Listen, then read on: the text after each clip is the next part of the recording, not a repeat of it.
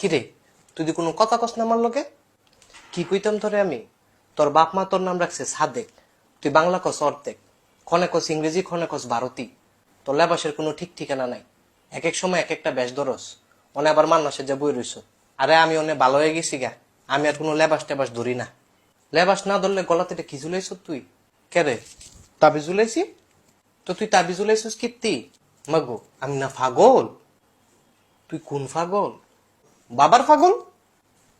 তোর বাবাটা কেডা? কেডায় আবার? জলফুই বাবা? তুই এ বেডারে ফাইছত কোনো? আরে আমি যে ভারত গেছিলাম, হেন একটা জায়গা আছে, নাম হলো বুম্বাই। বুম্বাই তো হেন ওই বাবার দরবারটা। তো বাবাই জলফুই খাইয়া যার উপরে দানাটা মারে, তে ওই বাবার মুড়িদ হয়ে জায়গা।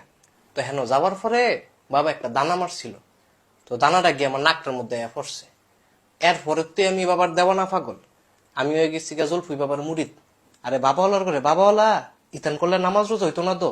আর এইটি কোনো সমস্যা না, বাবাই কইছে এ তাবিজটা লাড়া দিলেই সারব, এই তাবিজটাই সবকিছু সমাধান।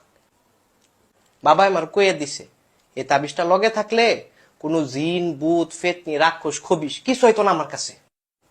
মাগু কিরে কি হলো আবার? বাবা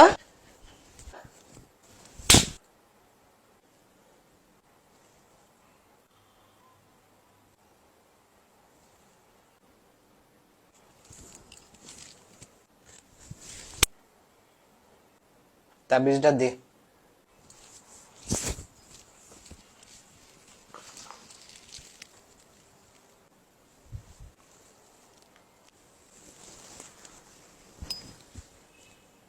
তোর বাবারে ডাক দে।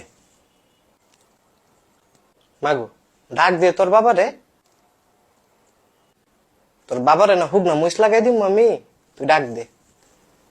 অসভ্য বেতুমি সেরা, নামাজ পড়তো না, আয়তুল কুরসি পড়তো না, তে মনে করছে তার জুলফুই বাবা তাবিজটা থেকে কি ডরান ডরাই আমি।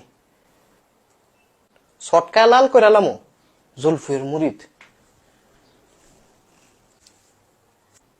মিমু গেডামি মগো মগো ভাই, আপনি আমার ডাক দেন কিতেন ভাই, আমি তো আয়তুল কুরসি পড়ি ভাই।